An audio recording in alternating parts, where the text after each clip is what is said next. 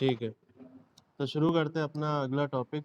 Compressibility के बारे में बता चुके थे, और कृपया अपना माइक्रोफोन जो है वो ऑफ कर लें, ठीक है, ताकि और लोगों को डिस्टरबेंस ना हो।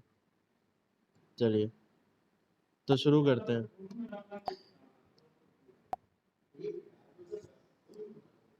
तो देखिए, कंप्रेसिबिलिटी की बात हम कर चुके थे, और कंप्रेसिबिलिटी का हमने बताया था आपको कि बल्क मॉडुलस का ही रेसिप्रोकल होता है।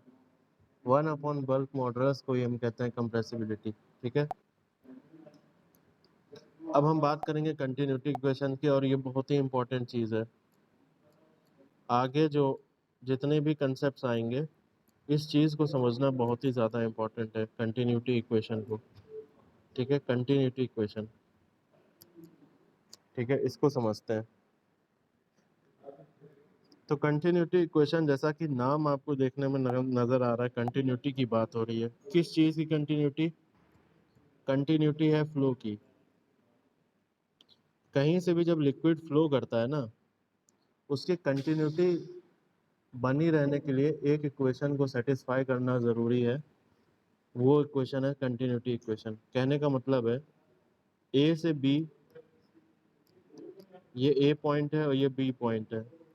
इन दोनों पॉइंट के बीच में अगर लिक्विड फ्लो कर रहा है, मतलब लिक्विड यहाँ से एंटर हुआ और फिर यहाँ पर से एंटर होके फ्लो करते हुए निकल रहा है, ए से बी से होते हुए, 2 पॉइंट से होते हुए अगर फ्लूइड फ्लो करके जा रहा है, कंटिन्यूअस फ्लो होगा कि नहीं होगा? ए से बी का फ्लूइड का कंटिन्यूअसली फ्लो करता रहेगा। अगर उसे कंटिन्यूअसली फ्लो करना है तो उसे कंटिन्यूटी इक्वेशन को फॉलो करना पड़ेगा हर समय। मतलब कि कंटिन्यूटी इक्वेशन हमेशा वैलिड होगा, ठीक है। जब भी आप फ्लूइड के फ्लो को देखोगे 2 पॉइंट के बीच में, ठीक है, तो वहाँ पर कंटिन्यूटी इक्वेशन वैलिड होती है, ठीक है। कंटिन्यूटी इक्वेशन को जब तक वो फ्लूइड फॉलो नहीं कर रहा है, तब तक ए से बी तक का फ्लूइड का फ्लो मान्य नहीं होगा। या इसको उल्टा समझ लो कि अगर ए से बी तक फ्लूइड फ्लो कर रहा है तो वो कंटिन्यूटी इक्वेशन फॉलो करेगा, ठीक है। अब ये है क्या कंटिन्यूटी इक्वेशन? तो चलिए समझते हैं इसको। देखिए, सपोज आपके पास इस तरह का नोजल है, बना हुआ है, नोजल है। नोजल वो होता है जिसका क्रॉस सेक्शनल एरिया घटता है। यहाँ पे इसका एरिया जो है वो बड़ा है, यहाँ पे इसका एरिया छोटा है, ठीक है, ठीक है। अब फ्लूइड जो है इस पहले क्रॉस सेक्शनल एरिया से अंदर की तरफ एंटर किया कहीं से आके, ठीक है। यहाँ से फ्लूइड एंटर होना शुरू हुआ, और जब फ्लूइड एंटर हुआ, तो जब फ्लूइड एंटर होगा तो वो बाहर भी आएगा। बाहर वो इधर वाले एंड से बाहर की तरफ निकलेगा, ठीक है, ठीक है। अब फ्लूइड का क्योंकि कंटिन्यूअस मोशन है, फ्लूइड जो है कंटिन्यूअसली मूव करता हुआ आ रहा है। अब ये जो बीच वाला पोर्शन है, ये जो बीच वाला पोर्शन है, मतलब ये जो ए और बी के बीच में जो पोर्शन है, ए और बी के जो बीच में जो ये पोर्शन है, यहाँ पर अगर किसी भी तरह का फ्लूइड का लीकेज ना हो, क्या मैंने बात की? अगर मैं ये शर्त रखूं कि ये जो ए और बी के बीच में कोई भी लिक्विड अगर यहाँ से लीक करके बाहर ना निकले, ठीक है। वो अच्छा अच्छा, ठीक है, ठीक है, ठीक है। अभी आ रही है? एक मिनट रुकिए। हाँ हाँ, मैं बताता हूँ, फिर से मैं ले लेता हूँ, कोई बात नहीं। मैं ले रहा था, बेसिकली एक नोजल लिया है। नोजल में यहाँ पर ये वाला क्रॉस सेक्शन जिसमें एंटर करता है फ्लूइड, वो बड़ा होता है, और जिससे बाहर निकलता है फ्लूइड, वो वाला क्रॉस सेक्शनल एरिया छोटा होता है, ठीक है। ये जो क्रॉस सेक्शनल एरिया है ये छोटा होगा, और ये वाला क्रॉस सेक्शनल एरिया बड़ा होगा, ठीक है। जो फ्लूइड का एंटर होगा वो बड़े वाले क्रॉस सेक्शनल एरिया से अंदर की तरफ जाएगा फ्लूइड, ठीक है। तो फ्लूइड मान लो इस तरह से फ्लो हो रहा है अंदर की तरफ, ठीक है, और बाहर की तरफ निकल रहा है यहाँ से। मैं एक कंडीशन लेता हूँ, एक शर्त लेता हूँ कि यहाँ से किसी भी तरह का फ्लूइड का लीकेज नहीं हो रहा, मतलब कि इससे ए से बी तक के बीच में किसी भी तरह का लीकेज नहीं हो रहा फ्लूइड में। फ्लूइड कोई भी यहाँ से बाहर की तरफ नहीं निकल रहा है, वॉल्यूम कंजर्व्ड है फ्लूइड का, ठीक है। किसी भी तरह की फ्लूइड का एक्यूमुलेशन नहीं हो रहा, मतलब यहाँ पर कोई ऐसा डिवाइस नहीं है जहाँ से कोई फ्लूइड यहाँ एंटर कर जाए और ट्रैप हो जाए। किसी भी तरह का फ्लूइड का एक्यूमुलेशन नहीं हो रहा है। कहने का सिंपल यही मतलब है कि फ्लूइड जो है जितना यहाँ पे घुसा है उतना ही फ्लूइड यहाँ से बाहर निकलेगा। बीच में किसी भी तरह का कोई फ्लूइड भाप बन के नहीं उड़ा, कोई भी फ्लूइड लीकेज करके बाहर नहीं निकला, और किसी भी तरह का एक्यूमुलेशन नहीं हुआ बीच में। बात समझ में आई? जब ऐसा होगा, जब ऐसा होगा, मैं फिर से एक बार बनाता हूँ। जब ऐसा होगा तो ध्यान देना बच्चों, ध्यान देना आप लोग। जब ऐसा होगा, ठीक है, बात समझ गए? जब ऐसा हुआ तो सपोज यहाँ पर कोई बच्चा इसको ऑब्जर्व कर रहा था, उसने अपनी घड़ी को चलाया, मान लो स्टॉप वॉच थी उसके पास, और एक सेकंड में जितना मास यहाँ एंटर हुआ फ्लूइड का, एक सेकंड में जितना मास यहाँ पर एंटर हुआ फ्लूइड का, उतना ही मास एक सेकंड में यहाँ से बाहर जाएगा कि नहीं जाएगा, बताओ, अगर फ्लूइड का फ्लो हो रहा है कि नहीं। एक सेकंड में जितना मास यहाँ एंटर होगा फ्लूइड का, अगर फ्लूइड का एक स्मूथ फ्लो होना है, कंटिन्यूअस फ्लो होना है, तो एक सेकंड में जितना मास अंदर की तरफ जा रहा है उतना ही मास एक सेकंड में बाहर की तरफ आएगा कि नहीं आएगा, बताओ, बाहर बाहर निकलेगा कि नहीं निकलेगा, अगर कंटिन्यूअस फ्लो होना है। अगर ऐसा नहीं होता है, अगर ऐसा नहीं होता है तो समझो क्या होगा। एक सेकंड में अगर यहाँ पे जो निकलने वाला मास बराबर इधर घुसने वाले मास के बराबर ना हुआ तो क्या हो जाएगा, फ्लूइड के फ्लो में, बहाव में रुकावट आ जाएगी। अगर फ्लूइड को अच्छे से फ्लो करना है, ठीक है, तो पर सेकंड जितना मास बाहर निकला है उतना ही मास पर सेकंड अंदर आना चाहिए, या यूं कह लो कि जितना एक सेकंड में मास अंदर गया उतना ही एक सेकंड में मास बाहर जाएगा। अब बहुत लोगों को ये लगेगा कि यहाँ पर एक सेकंड क्यों लिया गया, आप सिंपली यही क्यों नहीं कह देते कि जितना मास अंदर जाएगा उतना ही मास बाहर जाएगा, ठीक है। ठीक है, आप एक सेकंड की बात क्यों कर रहे हैं? तो देखिए, बहुत ध्यान से सुनिए, जितने भी फ्लूइड में आप जो है एनालिसिस करोगे, फ्लूइड के बारे में जब फोर्सेस वगैरह निकालोगे, तो उसमें हमेशा मास फ्लो रेट की बात होगी। ये बात मैंने आपको जब मैं शियर स्ट्रेस पढ़ा रहा था, रेट ऑफ शियर स्ट्रेन पढ़ा रहा था, उस समय मैंने बताई थी, जब मैं रेट को एक्सप्लेन कर रहा था। क्योंकि देखो, देखो क्या होता है ना, सॉलिड की अगर बात करो, यहाँ पे एक बहुत इंपॉर्टेंट पॉइंट बताने जा रहा हूँ, ध्यान देना। सॉलिड की अगर बात करो तो सॉलिड में एक डेफिनेट मास होता है उसका, ठीक है, सॉलिड में एक डेफिनेट मास होता है, ठीक है। कोई भी सॉलिड ऑब्जेक्ट है, उसका मास होगा 100 किलो, और ये सारा मास उसके साथ चलता है, ठीक है। डिस्क्रीट होता है, मतलब अलग अलग होगा ना, सॉलिड को तुम अलग कर सकते हो एक दूसरे से, ठीक है। अब यहाँ पर अगर तुम सॉलिड की बात करो तो तुम मास से काम चला सकते हो, लेकिन अब सोचो कि कोई फ्लूइड है और वो फ्लो कर रहा है, तो तुम मास को कैसे डिफाइन करोगे? भाई मास तो डेफिनेट है नहीं। कोई नदी में बहता हुआ पानी है, ठीक है, कोई नदी में बहता हुआ पानी है, उसका मास कैसे बता पाओगे तुम? बह रहा है, फ्लो हो रहा है। अगर मान लो उस पर तुम्हें फोर्स निकालना है, अगर उस पर तुम्हें फोर्स निकालना है, फोर्स बराबर एम ए, और मैं कहूँ कि एम जो है मास है पानी का, आप सपोज करो ऐसे निकालना है, ठीक है, फोर्स बराबर एम ए निकालना है, मतलब फोर्स निकालना, तो न्यूटन्स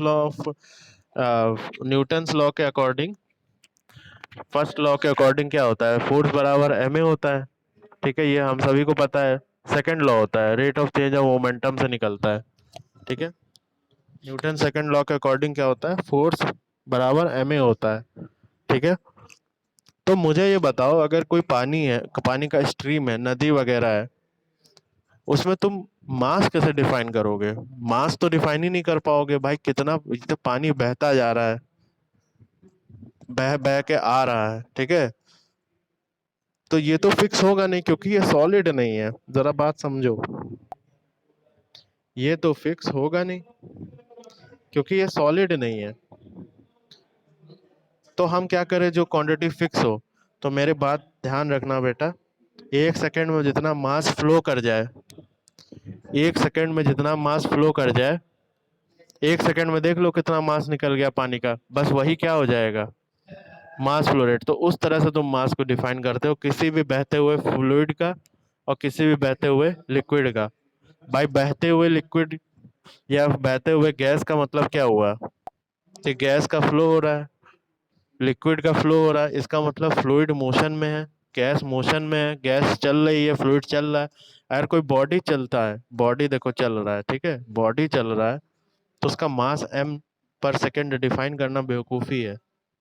क्योंकि मास एट एनी टाइम, किसी भी सेकंड पे आप, 1 सेकंड में देखो, चाहे 2 सेकंड में देखो, चाहे 10 सेकंड में देखो, चाहे 1 घंटे में देखो, मास तो एम ही रहेगा ना सॉलिड का।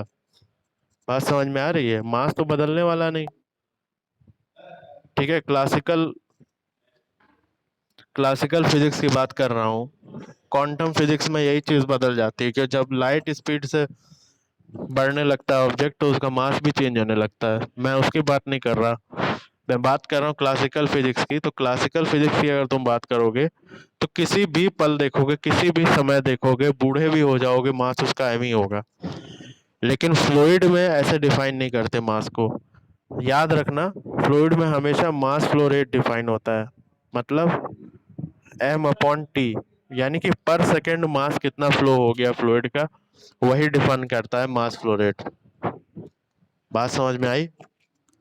अब देखो फोर्स, मैं यहीं पे फोर्स की एक बात बता देता हूँ आप लोगों को, जो कि फ्लूइड मशीनरी में बहुत ज़्यादा यूज़ होगी आपके ऊपर, लेकिन यहाँ पे बात चल रही है तो मैं इसको बताता हूँ आपको, और ये बहुत इंपॉर्टेंट है। ठीक है, देखो कोई अगर सॉलिड बॉडी है, मैं फिर से कोई और वाइट बोर्ड ले लेता हूँ। देखो अगर कोई सॉलिड बॉडी है, ठीक है, कोई सॉलिड अगर बॉडी है, इस पे कोई फोर्स लग रहा है, अगर इस पे कोई फोर्स लग रहा है और ये बॉडी उस फोर्स के कारण एक एक्सेलरेशन इसके अंदर आ जाता है ए,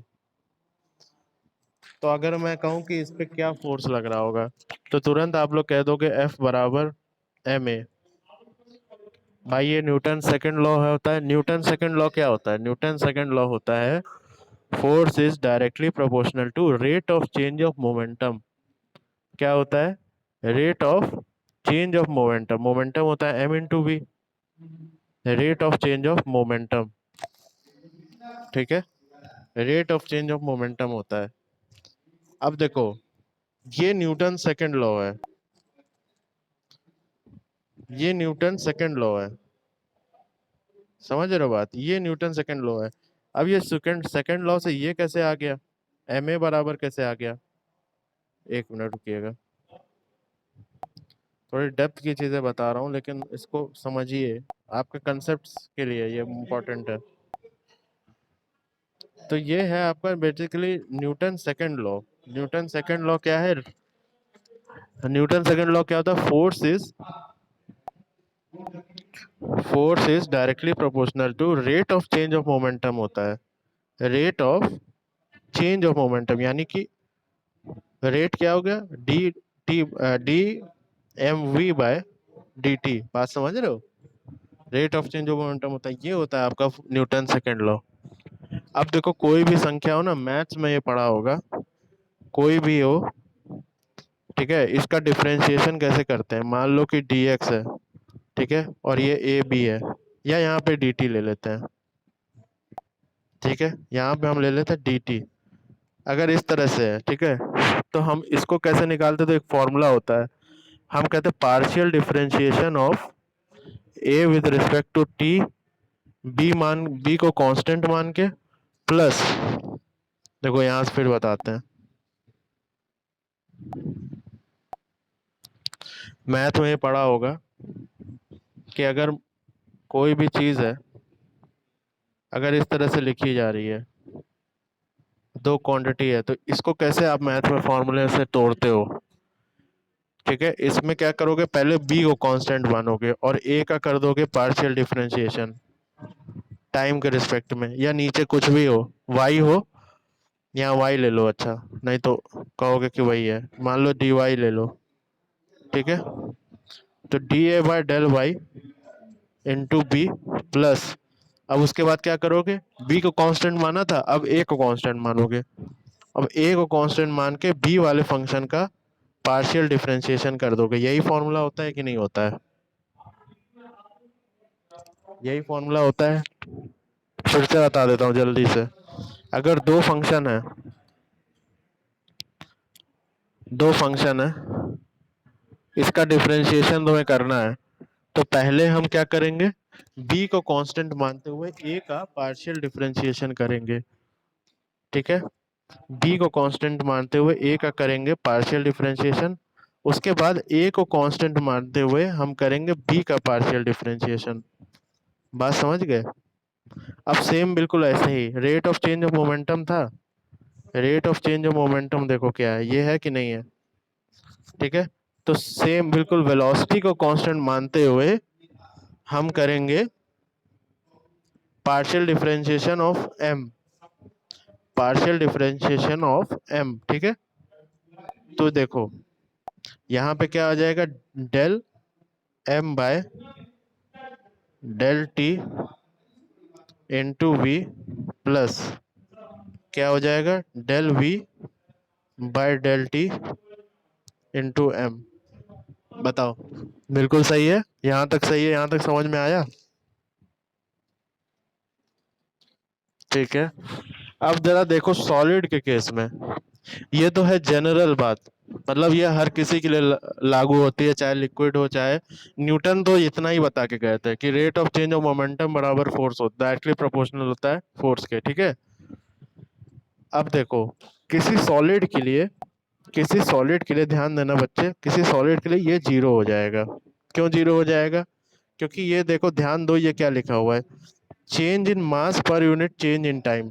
इसका मतलब ये कह रहा है कि जब 1 सेकंड का चेंज हो जाए, मतलब अगर 1 सेकंड है तो एक के बाद 2 सेकंड आ जाए, तो दूसरे सेकंड में मास का चेंज बता दो मुझे। लेकिन तुम मुझे एक बात बताओ बेटा कि यहाँ पर सॉलिड के मास में क्या चेंज आएगा, जीरो होगा कि नहीं होगा? भाई मास पहले सेकंड देखो, दूसरे सेकंड देखो, 10वें सेकंड देखो, मास का चेंज ही नहीं हो रहा है, तो डीएम बराबर जीरो आ जाएगा। तो ये पूरा जो पार्ट है ये आ जाता है जीरो।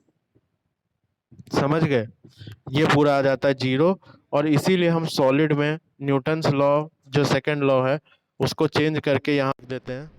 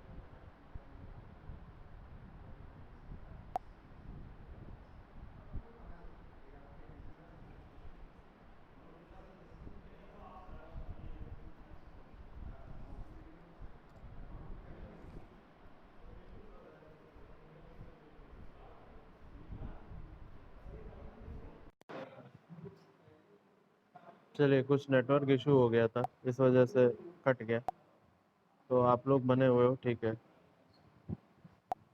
तो मैं बात कर रहा था यहाँ पर,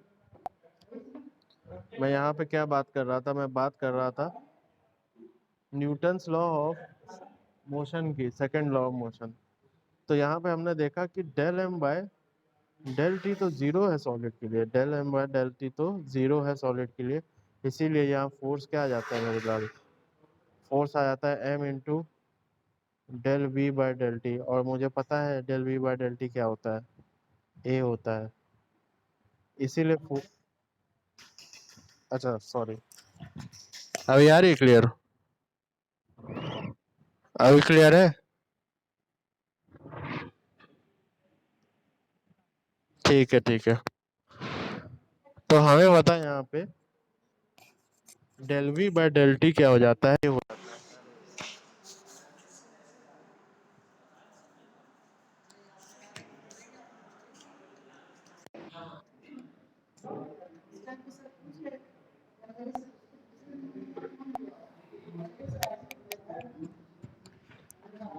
तो हमें पता है यहाँ पे del V by del T क्या हो जाता है, del V by del T क्या हो जाता है, ए हो जाता है।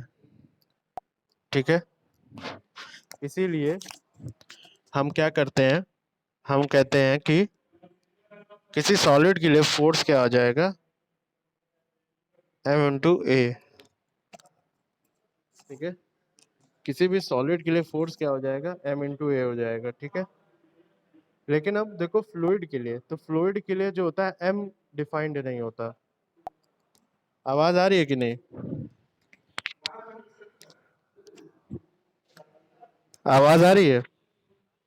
ठीक है ठीक है ठीक है। तो फ्लूइड के लिए देखिए, आप फ्लूइड के लिए देखिए, ये तो सॉलिड की बात हो गई। अब फ्लूइड के लिए देखिए क्या निकाला था, फ्लूइड के लिए क्या था, एफ बराबर क्या था, del M by del T into V plus del V by del T into M. तो फ्लूइड में जो है यहाँ पे ये डिफाइन नहीं हो पाता। तो फ्लूइड में जब भी फोर्स की बात करोगे, किसी लिक्विड में बात करोगे, किसी लिक्विड में बात करोगे, तुम देखना हमेशा, और आगे भी हम देखेंगे, तो ये वाला टर्म यूज होता है फोर्स के लिए। मतलब हमेशा, क्या कुछ प्रॉब्लम हो रही है क्या, कुछ प्रॉब्लम हो रही है क्या? ठीक है ठीक है। तो फ्लूइड में जब भी देखोगे या लिक्विड में देखोगे फोर्स की बात होगी, तो मैंने जैसा आपको बताया, तो फोर्स जब भी देखोगे तो आप देखोगे एम डॉट, एम डॉट का सिंपली मतलब है मास फ्लो रेट, यानी कि एक सेकंड में कितना मास फ्लो कर गया, into change in velocity. Force वगैरह ऐसे ही कैलकुलेट होता है इन केस ऑफ लिक्विड। बात समझ में आ रही है? कोई आया देखें, फोर्स एक्सेट्रा इसी से कैलकुलेट होगा, क्योंकि यहाँ पे मास फ्लो रेट डिफाइंड होता है आपके पास। बात समझ रहे हैं? जैसे कि मैं आपको बताता हूँ सॉरी, जैसे मैं आपको एक एग्जांपल देता हूँ। जैसे सपोज मान लो कि एक पानी का पाइप आपने लिया है इस तरह से, और पानी के पाइप से आपने खूब प्रेशर से, यहाँ पर एक दीवार थी, उस पे पानी मारा, उस पे पानी मारा आपने। ठीक है, तो जब वो पानी के पाइप से पानी निकला है बाहर, वो उसकी वेलोसिटी v है। ठीक है, तो बता दो मुझे कि ये वाला जो पानी का धार है, जो पानी का पूरा फ्लो है, वो इस दीवार पे टकरा के कितना फोर्स लगाएगा।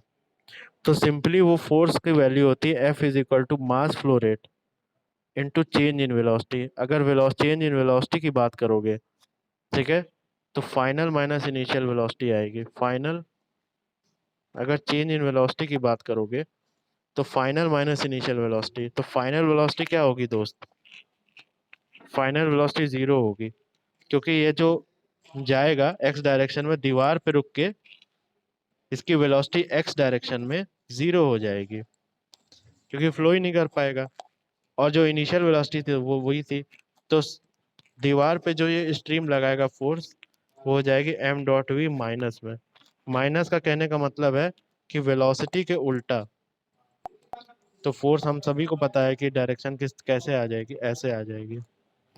क्या बात समझ में आई? क्या मैं एक्सप्लेन कर पाया इस बात को? ठीक है, आई होप आपको बात समझ में आ गई होगी। तो चलते हैं अपने पिछले डिस्कशन में।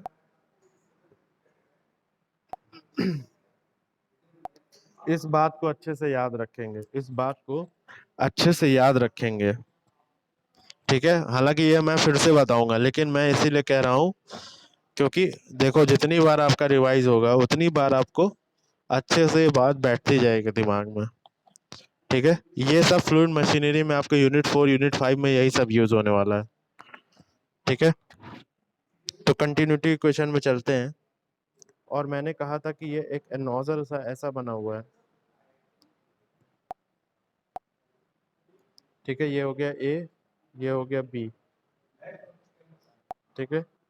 कहने का ये मतलब है कि अगर कंटिन्यूअसली फ्लो हो रहा है पानी, पानी या कोई भी लिक्विड या कोई भी फ्लूइड ए से बी तक कंटिन्यूअसली फ्लो हो रहा है, तो कंटिन्यूअस फ्लो का क्या मतलब है? कंटिन्यूअस फ्लो का ये मतलब है कि पर यूनिट टाइम यानी पर यूनिट सेकंड, एक सेकंड में जितना मास ए से गुजरा उतना ही मास पर यूनिट सेकंड बी से गुजरा कि नहीं गुजरा, तभी तो ये कंटिन्यूअस फ्लो हो पाएगा। बताओ, तभी तो ये फ्लो कंटिन्यूअस हो पाएगा, नहीं तो नहीं हो पाएगा, ठीक है। अब हम सभी को पता है। अच्छा, आप लोग कृपया करके रीजॉइन करें, आप लोग कृपया करके रीजॉइन करें, ठीक है। टाइम ओवर हो रहा है तो आप लोग रीजॉइन करिए कृपया।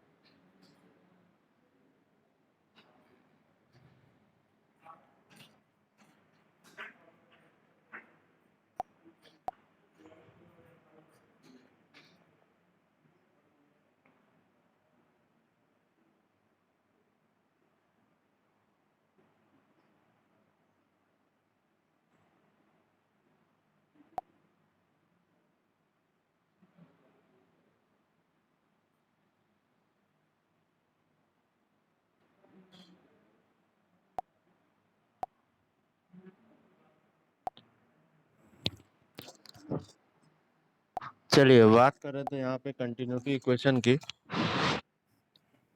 तो मैंने बताया कि अगर कंटिन्यूअस होना है फ्लो को, अगर फ्लो को कंटिन्यूअस होना है, कंटिन्यूअस होने के लिए अगर वो सपोज इस तरह से लिया है हमने, ठीक है।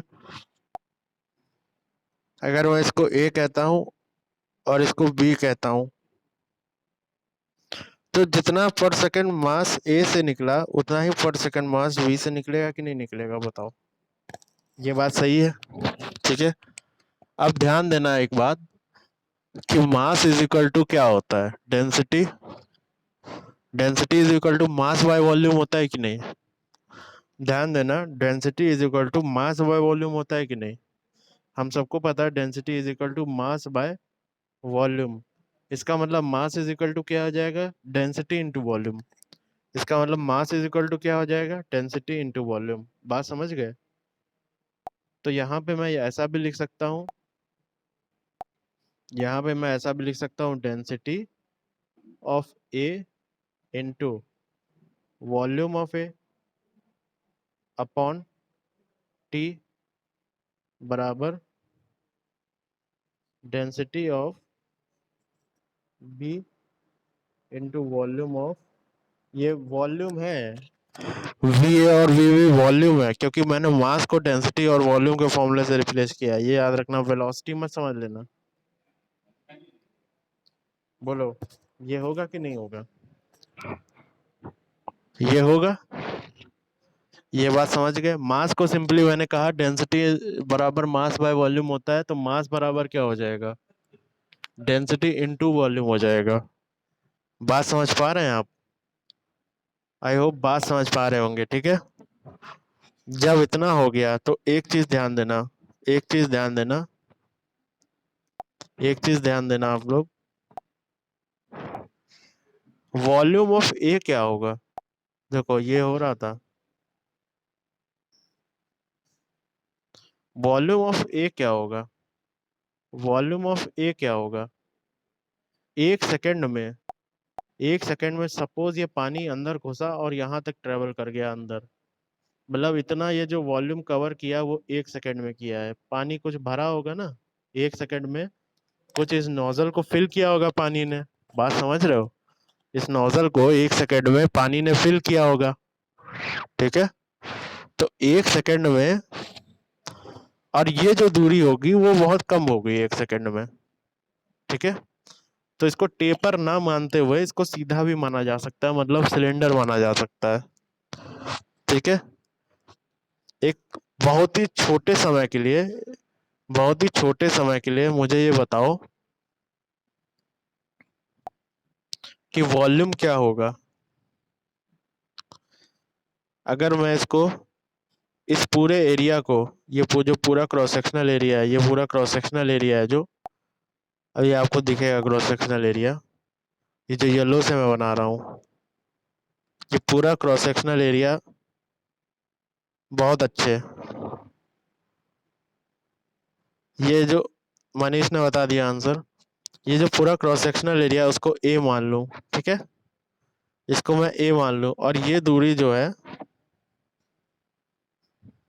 ये जो दूरी है इसको एक्स मान लेता हूँ। उसने एल बोला है लेकिन मान लो एक्स है। ठीक है, तो क्या ये वॉल्यूम ए इंटू एक्स होगा? क्या ये वॉल्यूम ए इंटू एक्स होगा? ए इंटू एक्स होगा, हाँ होगा। ठीक है, अब जरा ध्यान देना, यहाँ पर एक और टर्म था आपके पास, यहाँ पे था डेंसिटी ऑफ ए और अपॉन टाइम था। मैं इस टाइम वाले टर्म को वॉल्यूम के नीचे ले जा रहा हूँ, मतलब कि इसके अपॉन ये टाइम। बात समझ गया? टाइम वाले टर्म को मैं वॉल्यूम के नीचे ले गया, और एक्स बाई टी ही मेरे दोस्त क्या हो जाएगा मुझे बताओ? एक्स बाई टी क्या हो जाएगा? वेलोसिटी हो जाएगी कि नहीं हो जाएगी? एक्स बाई टी एक सेकेंड में कितना डिस्टेंस ट्रेवल किया स्ट्रीम ने, तो वो वेलोसिटी हो जाएगी कि नहीं हो जाएगी बताओ? वेलोसिटी एट ए हो जाएगी कि नहीं हो जाएगी? ये वॉल्यूम नहीं है, इसको मैं सही से लिख देता हूँ। दोनों ही वी होंगे, लेकिन आप समझो ये कैपिटल वी जो है वो वॉल्यूम है और ये है वेलोसिटी। तो एक्स बाई टी को तुम वेलोसिटी लिख सकते हो कि नहीं लिख सकते हो? इसका मतलब अगर मैं इसको लिखना चाहूँ, ये जो टर्म था अभी सिग्मा ए इंटू वी ए अपॉन टी, इसको ये लिखा जा सकता है कि नहीं? इसको ये लिखा जा सकता है कि नहीं? बताओ, rho A into cross sectional area A into V A, जहाँ पे ये वी है वेलोसिटी एट ए, ये वी है वेलोसिटी एट ए, बताओ, और ये ए है क्रॉस सेक्शनल एरिया एट ए। अब मुझे बताओ कि क्या ये बात समझ में आई सबको? क्या ये सबको समझ में आ रही है? एक एक बच्चा जो देख रहा है उसको समझ में आई कि नहीं?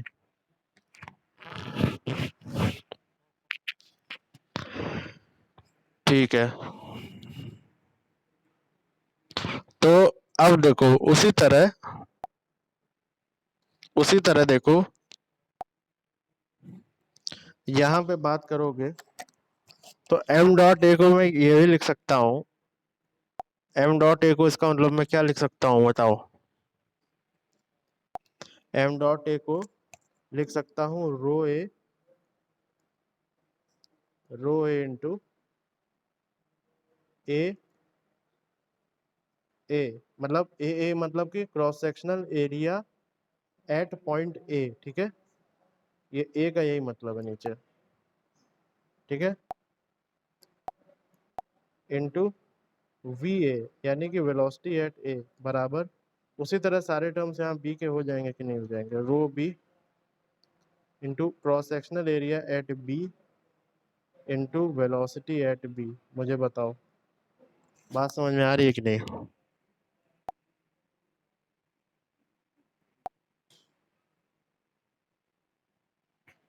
बात समझ में आई? इतनी बात सबको समझ में आई कि नहीं बताओ?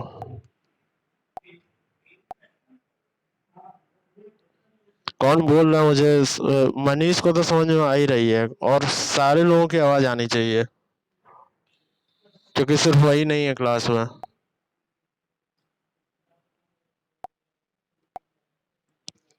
ठीक है, तो ये लिखा जा सकता है। और जब तुम ये लिख रहे हो तब मेरी बात ध्यान से सुनना। कोई भी एक इनकम्प्रेसिबल लिक्विड है। इनकम्प्रेसिबल लिक्विड क्या होता है? जैसे वाटर होता है। इनकम्प्रेसिबल लिक्विड उसको कहते हैं जिसको आप दबा नहीं सकते। जैसे पानी है, पानी को आप दबा नहीं सकते। अगर बॉटल में पानी भरा हुआ है, उसको आप दबा के उसका वॉल्यूम घटा नहीं सकते पानी का। लेकिन एयर को जो है कंप्रेस किया जा सकता है एक सर्टेन लिमिट तक। अब एयर को कंप्रेस करते करते करते करते तुम पानी ही बना दोगे, इतना कंप्रेस हो जाएगा। जैसे सिलेंडर में होता है, सिलेंडर को हिलाओगे तो लिक्विड की आवाज आएगी। वो क्या है? वो गैस है, लेकिन बेसिकली वो इतना कंप्रेस्ड है ना कि वो लिक्विड की फॉर्म में, अंदर लिक्विफाइड पेट्रोलियम गैस को कहते हैं एलपीजी। ठीक है, एलपीजी का फुल फॉर्म होता है। तो मतलब एयर को कंप्रेस किया जा सकता है। तो एयर क्या हुआ? कंप्रेसिबल हुआ। और लिक्विड क्या हुआ? ये क्या है? R O. लिक्विड क्या हुआ? लिक्विड हुआ इनकम्प्रेसिबल। लिक्विड क्या हुआ? लिक्विड हुआ इनकम्प्रेसिबल। और एक बात ध्यान रखना बच्चे, जो इनकम्प्रेसिबल लिक्विड होते हैं उनकी डेंसिटी जो होगी वो कांस्टेंट होगी। भाई, डेंसिटी का क्या मतलब हुआ? घनत्व जो है, अब जो कंप्रेसिबल है उसका कांस्टेंट तो होगा नहीं कि डेंसिटी। डेंसिटी यहाँ पे जो कंप्रेसिबल है, जैसे गैस है तो उसकी डेंसिटी कांस्टेंट तो होगी नहीं। हीट कर दोगे तो वो डेंसिटी उसकी कम होने लगेगी, ऊपर की तरफ बढ़ने लगेगी। उसको कूल कर दोगे, मतलब ये हीट टेम्परेचर की बात नहीं कर रहा हूँ मैं, फोर्स की बात कर रहा हूँ। टेम्परेचर की बात करोगे तो वाटर की भी डेंसिटी कम होगी, लेकिन मैं फोर्स की बात कर रहा हूँ। फोर्स की बात कर रहा हूँ कि अगर तुम बल लगा के कंप्रेस करते हो, उसका वॉल्यूम कम करने पे जाते हो, तो वो कंप्रेस खाली और खाली गैस हो सकता है, लिक्विड नहीं होता कंप्रेस। ठीक है, तो इसका मतलब जब कंप्रेस हो सकता है गैस, तो लिक्विड जो है इनकम्प्रेसिबल हो गया और गैस हो गया कंप्रेसिबल। ठीक है, कंप्रेसिबल जो होगा उसकी डेंसिटी जो होगी वो चेंज हो सकती है, लेकिन इनकम्प्रेसिबल की डेंसिटी चेंज नहीं होती। अब मुझे बताओ, अगर यहाँ पर इसी नोजल में कोई लिक्विड बह रहा हो, अगर लिक्विड बह रहा हो, तो मुझे बताओ बच्चे, लिक्विड में ये रो ए बराबर रो बी हो जाएगा कि नहीं? क्योंकि लिक्विड की, जैसा कि मैंने बताया, कि डेंसिटी वही रहेगी। मुझे बताओ। और अगर लिक्विड में ऐसा हो गया तो लिक्विड में तुम ऐसे लिख सकते हो, ए वी ए बराबर A B into V B. और बेटा इसी को कहते हैं कंटिन्यूटी इक्वेशन। लेकिन ये किसके लिए है? एक बात ध्यान रखना, एक बात हमेशा याद रखना, ये किसके लिए है? ये है आपके लिक्विड के लिए। क्यों? क्योंकि डेंसिटी सेम रहती है, डेंसिटी कट जाती है। लेकिन अगर तुम ध्यान से देखो मेरे लाल, तो ये जो ऊपर है, ऊपर जस्ट इसके ऊपर वाली इक्वेशन, तुम्हारी एक्चुअल कंटिन्यूटी इक्वेशन ये है। एक्चुअल कंटिन्यूटी इक्वेशन ये है। एक्चुअल कंटिन्यूटी इक्वेशन ये है। और तुम्हारा जो इनकम्प्रेसिबल के केस में, यानी कि लिक्विड वगैरह के लिए रो कट जाता है, तो वो ये है। लेकिन अगर गैस की बात करोगे और कंप्रेसिबल फ्लूइड की बात करोगे, जैसे कि गैस वगैरह हुए, तो उसके लिए क्या, कौन सा कंटिन्यूटी इक्वेशन रहेगा? 2 पॉइंट में अगर मैं बात करूं यहाँ पे कंप्रे कंप्रेसिबल की, ठीक है, मैं बात करूं यहाँ कंप्रेसिबल की, कंप्रेसिबल के लिए कंटिन्यूटी इक्वेशन कैसा हो जाएगा? 2 पॉइंट ए और बी के लिए हो जाएगा रो ए वी ए। अब ये वी जो है ये वेलोसिटी है, वॉल्यूम से कंफ्यूज मत करना बेटा, भूल के भी, फिर से बता रहा हूँ मैं। ये हो जाएगा rho B A B V B, ये होगा कंप्रेसिबल के लिए। और इनकम्प्रेसिबल की अगर बात करोगे, अगर आप बात करते हो इनकम्प्रेसिबल की, तो इनकम्प्रेसिबल में हमको पता है रो ए बराबर क्या हो जाएगा बेटा, रो बी हो जाएगा कि नहीं हो जाएगा? ठीक है, तो उस केस में continuity equation changes to A V A बराबर ए बी वी बी। क्या ये बात समझ में आ गई? अब एक छोटा सा एग्जांपल देखो तुम लोग। अब एक छोटा सा एग्जांपल देखो, जब भी पाइप का फ्लो होता है, पाइप होता है, पाइप होता है, पाइप को बहुत बार तुम लोगों ने किया होगा, पौधे में पानी देते समय पाइप को दबा दिया होगा, पाइप का सिरे को दबा दिया होगा ताकि पानी तेज निकले। पानी तेज निकलने के लिए पाइप के सिरे को तुम लोग दबा देते हो। इसका मतलब आप क्या कर रहे हो, क्रॉस सेक्शनल एरिया को कम कर रहे हो पाइप के। जो पाइप का एग्जिट है उसके क्रॉस सेक्शनल एरिया को कम कर रहे हो। ठीक है, तो देखो अब मेरी बात सुनो, कंटिन्यूटी इक्वेशन लगाएंगे, वाटर है तो इनकम्प्रेसिबल है तो डेंसिटी कट जाएगा, तो यहाँ पे A velocity in of water at A बराबर A B into velocity of B. अब देखो, इसका प्रोडक्ट कांस्टेंट रहेगा हमेशा, यही तो कंटिन्यूटी इक्वेशन बताती है। इसका प्रोडक्ट जो है वो कांस्टेंट है, के, इसका प्रोडक्ट हमेशा कांस्टेंट है। इसका मतलब अगर तुम क्रॉस सेक्शनल एरिया को कम करते हो, अगर तुम क्रॉस सेक्शनल एरिया को कम करते हो, क्योंकि इस पूरे प्रोडक्ट को कांस्टेंट रहना है, इस पूरे प्रोडक्ट को कांस्टेंट रहना है, तो मेरे लाल स्पीड क्या हो जाएगा? स्पीड बढ़ेगा कि नहीं बढ़ेगा बताओ? स्पीड बढ़ेगा कि नहीं बढ़ेगा?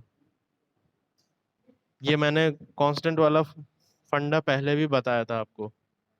ठीक है, जैसे 3 × 2 6 है, ठीक है, तो 6 को अगर कांस्टेंट रखना है, 6 को अगर कांस्टेंट रखना है, तो 3 को अगर मैं कम करता हूँ, मैं 1 कर देता हूँ 3 को, तो यहाँ वाले संख्या को बढ़ना पड़ेगा, 6 होना पड़ेगा ना, तभी तो कांस्टेंट हो पाएगा। उसी तरह यहाँ देखो, यहाँ पे तुम कहीं भी पॉइंट ले लो, यहाँ पे एक सी भी ले लो, तो ये कंटिन्यूटी इक्वेशन यही कहती है इस तरह से, मतलब इन तीनों का प्रोडक्ट इक्वल होगा, किसी भी एक सेक्शन में तुम देख लो प्रोडक्ट इक्वल है, और वो कोई के है, मैं कह रहा हूँ कोई कांस्टेंट वैल्यू है। अब अगर तुम इसका एरिया को जो है वो घटाओ, एरिया को घटाओ, तो क्योंकि उसको के मेंटेन करना है, के कांस्टेंट वैल्यू मेंटेन करना है, तो वेलोसिटी क्या होगी मेरे लाल, बढ़ेगी कि नहीं बढ़ेगी? और अगर एरिया को बढ़ाओगे तो वेलोसिटी कम हो जाएगी। क्या लिखा है?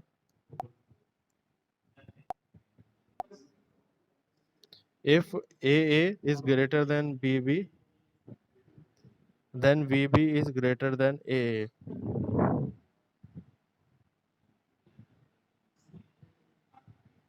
हाँ ठीक है, सही है, ठीक है। तो इसीलिए क्या होगा आपकी पाइप में जो है, जब तुम दबाते हो तो इस सिरे पे जो पानी निकलता है, क्योंकि तुम ए बी को कम कर रहे हो, ए बी को कम कर रहे हो तो वी बी आपका बढ़ जाएगा, इसीलिए ज़्यादा तेजी से पानी निकलता है। बात समझ में आई? अब मैं एक सम अप करता हूँ एक चीज़। हमने पढ़ा है कंटिन्यूटी इक्वेशन, और याद रखना ये सब आज का लेक्चर बहुत इंपॉर्टेंट है, ठीक है, आज का लेक्चर बहुत इंपॉर्टेंट है।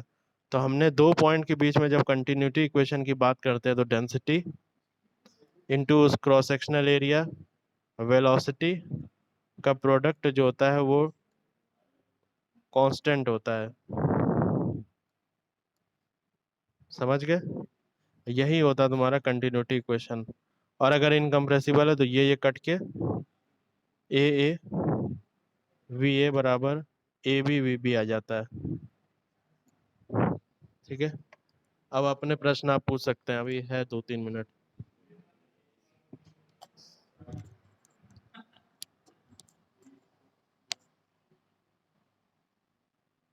क्वेश्चन पूछ लीजिए जो भी पूछना है।